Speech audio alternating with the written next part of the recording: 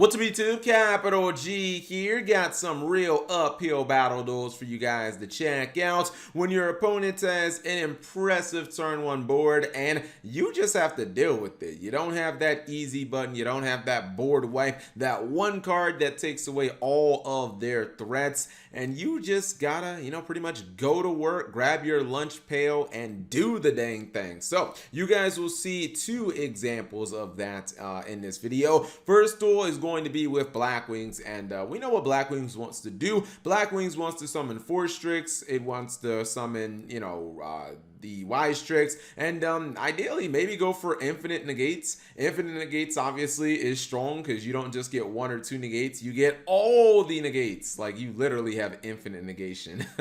I mean, I guess you could go for, full Armor Master, which is still pretty strong, but it's very susceptible to things like kaijus and whatnot. Anyways, this is the play that you're generally looking for.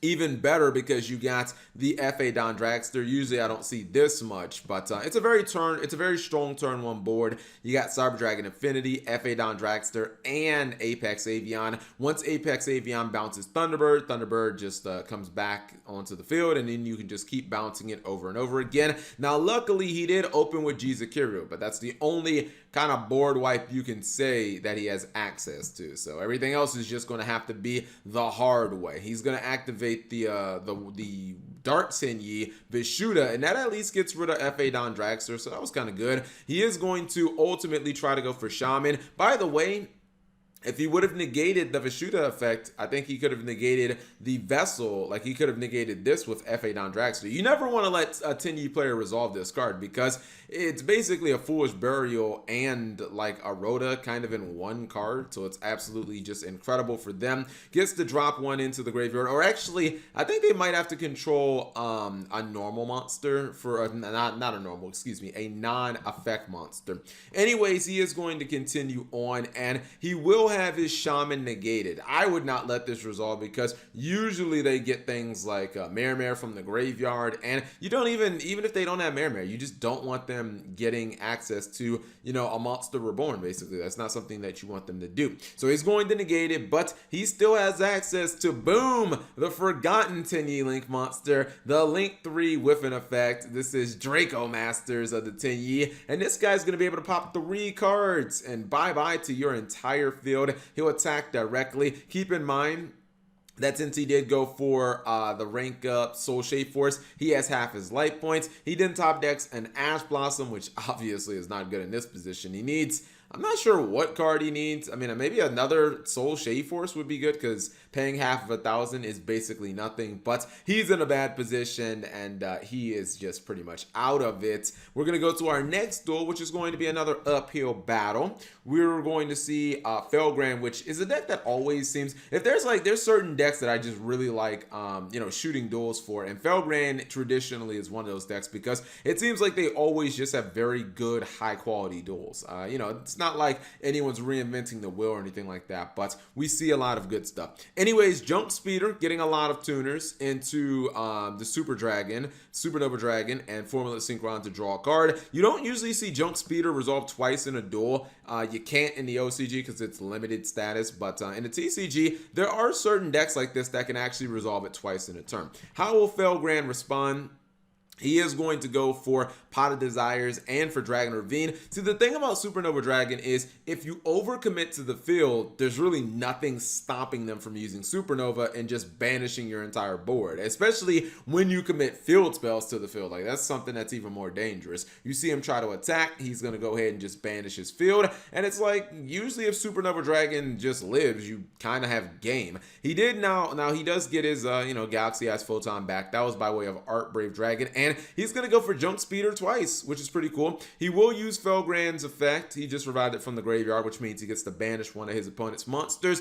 I honestly was like, bruh, your opponent got like 6 monsters on field. 1 Felgrand banish ain't going to do anything. Like, I don't think that that's going to actually do much, but we'll see if it's actually going to help. The Supernova Dragon is going to come back. which means there's nothing stopping him from doing it again. He will use Impermanence on the Divine Felgrand. Felgrand's going to try to chain his effect on Supernova, which obviously will chain back and simply banish the Felgrand. So you're like, all right, Cap, this duel is basically a wrap. And that's what I thought too, but he's going to pull Felgrand back. This means that he gets the banish effect, and once he destroys something in battle, he gets the Monster Reborn effect. Like, that, the entire duel changed right then and there. Once he got Felgrand back, that is basically a +2 because he gets rid of 3 monsters. And then when he goes into number 90, he also gets a Rhoda Search. And I kind of was like, whoa, I think he's back in this duel. Now, he's going to make TG Hyper Librarian do a little bit of chain blocking there because he does want to play around the negation of number 90. And he goes for Bill, something that, number 90 can't really stop. But I feel like he can still do this damn thing because mainly, well, he just negated Supernova Dragon. So that's not coming back in the end phase, and now all he has to do is take care of Bills. That's really not that difficult. If he's playing Cyber Dragon Infinity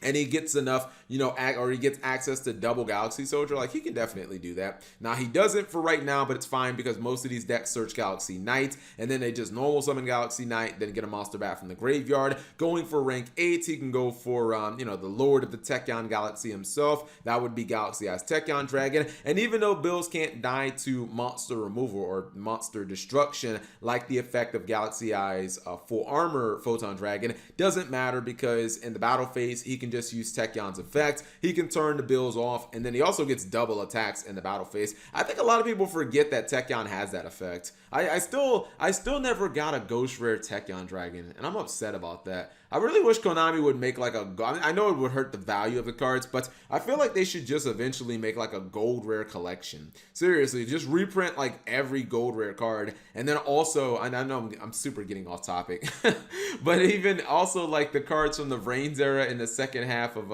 Art V that didn't get gold rare printings, like that would be super dope. Anyways, I hope you guys enjoyed this duel, or duels I should say. If you did, give the video a thumbs up. Thank you guys for watching. As always, subscribe if you have not already, and turn on that notification bell for daily videos.